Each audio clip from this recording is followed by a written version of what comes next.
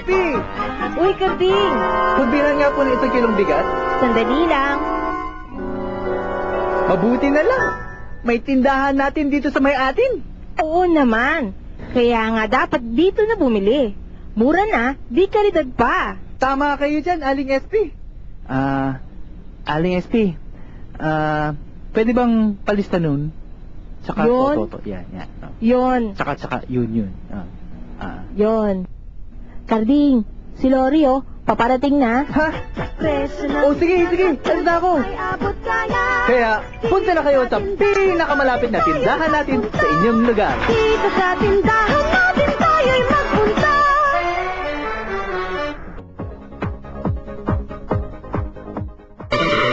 At sa ulo ng mga pangunahing balita. Presidential Legal Counsel Sergio Apostol kinatigan ang pagpayag ng Pangulong Arroyo na pagkalooban ng amnesty si dating Pangulong Estrada.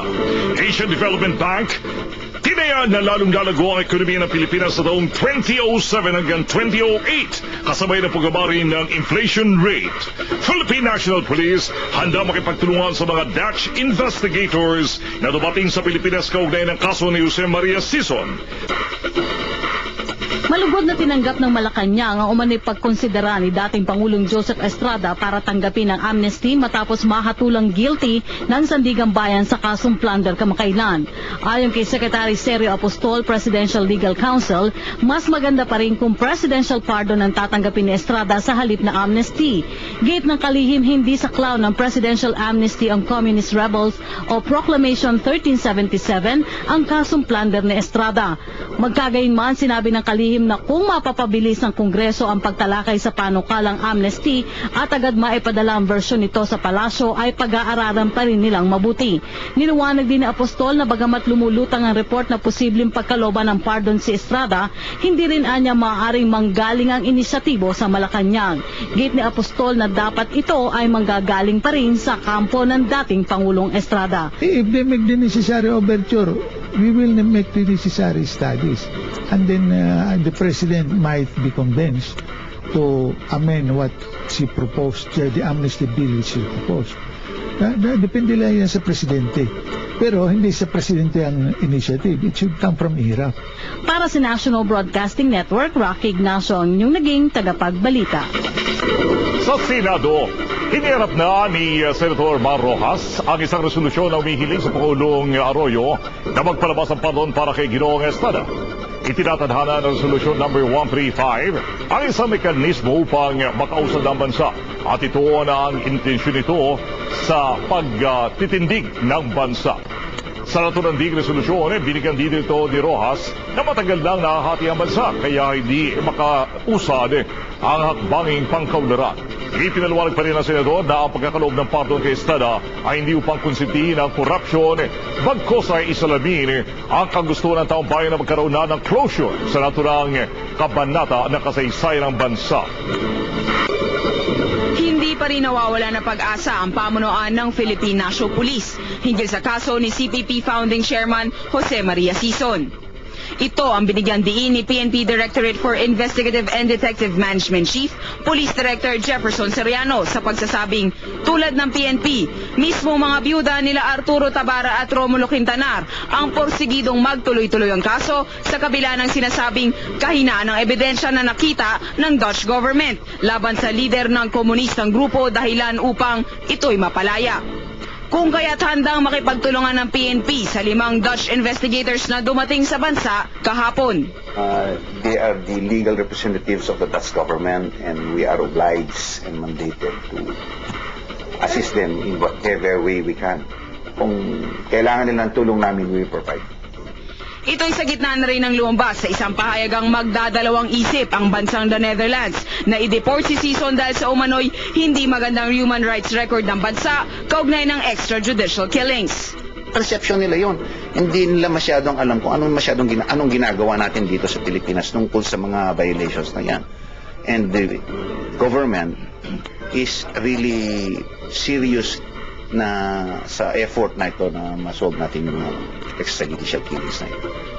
Para sa National Broadcasting Network, ito si Christine Roque ang inyong tagapagbalita.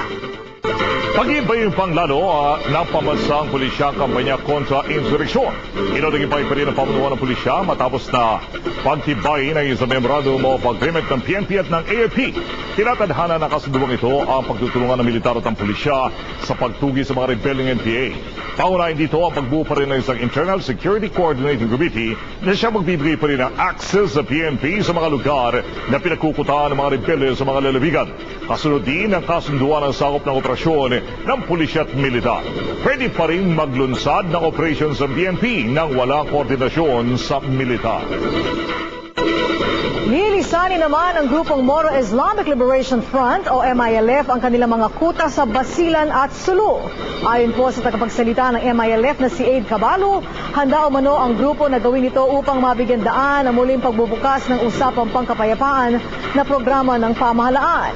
Dagdag pa ni Cabalo, kailangan rin ito upang maiwasan ang anumang misencounters sa pagitan ng kanilang puwersa at tropa ng pamahalaan na kasalukuyan namang nagsasagawa ng opensiba nito kontra sa bandidong Abu Sayyaf. Tuluyan ang pinagdudaan ni Senator Miriam Defensor Santiago ang kredibilidad ni dating Technical Sergeant Vidal Doble bilang testigo sa wiretapping controversy.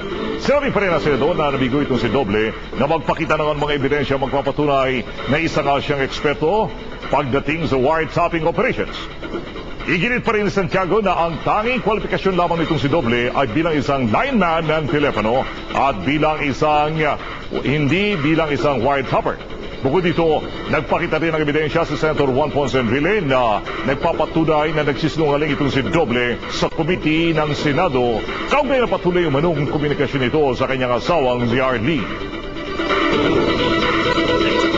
Suportado rin ni Senador Miriam Defensor Santiago ang pagpapalabas ng contempt citations ng Senado laban sa mga miyembro ng gabinete at ilang department officials na nabigong tumalima sa summons na ipinilabas ng kapulungan sa mga ito. Partikular na umano rito ang patuloy na pag-iit ng mga naturang opisyal ng Executive Order No. 464. Sinabi ng babatas na walang ipinakitang anumang paliwanag o dahilan ng mga ipinatatawag na opisyal upang ipakita na saklaw ng tinatawag na executive privilege ang anumang impormasyong taglay nila.